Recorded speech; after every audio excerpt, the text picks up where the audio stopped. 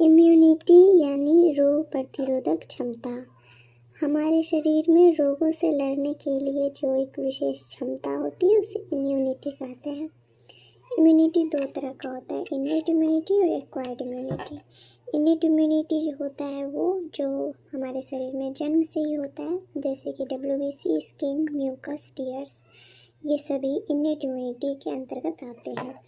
Acquired immunity जो जन्म से नहीं होता है बल्कि मनुष्य अपने जीवन में एक्वायर करता है, ये दो तरह के होते हैं, एक्टिव और पैसिव।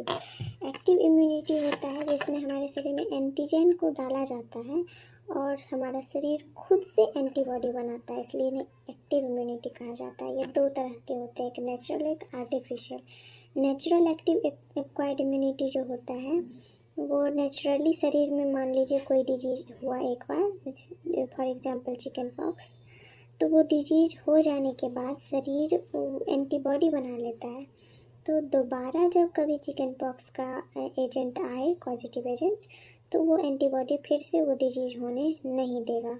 यानी कि कोई डिजीज हो जाने के बाद जो इम्यूनिटी हमारे शरीर में बनती है उसे नेचुरल एक्टिव एक्वायर्ड इम्यूनिटी कहा जाता है। दूसरा आर्टिफिशियल एक्टिव एक्वायर्ड इम्यूनिटी। तो आर्टिफिशियल क्या होता है कि हम शरीर में आर्टिफिशियल एंटीजन डालते हैं, एंटीजन डाले और तब वो एंटीबॉडी बनाया। इसमें सभी प्रकार के वैक्सीन आते हैं, जैसे BCG जो टीबी से बचाता है, OPV जो पोलियो से बचाता है, OPV means oral polio vaccine, BCG bacillus Calmette urine.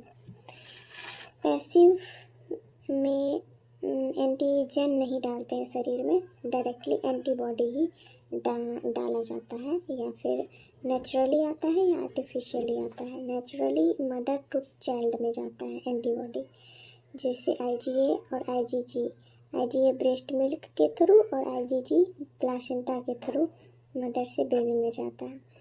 Artificial जो होता है उसमें IV डाला जाता है एंटीबॉडी, जैसे एंटी रेबीज वैक्सीन है तो इसमें IV डाल दिया जाता है एंटीबॉडी, इसको बोलते हैं आर्टिफिशियल पैसिव एक्वायर्ड इम्यूनिटी। एक और हमेशा हम हर्ड इम्यूनिटी के बारे में सुनेंगे। तो हर्ड इम्यूनिटी क्या होता है कि एक कम्युनिटी में कुछ लोगों को अगर हम जैसे कि मान के चलिए 10 लोगों को अगर हम किसी कम्युनिटी में वैक्सीनाइज कर देते हैं तो पूरी की पूरी कम्युनिटी जो है वो सेफ हो जाती है, तो इसको हर्ड इम्यूनिटी बोला जाता है।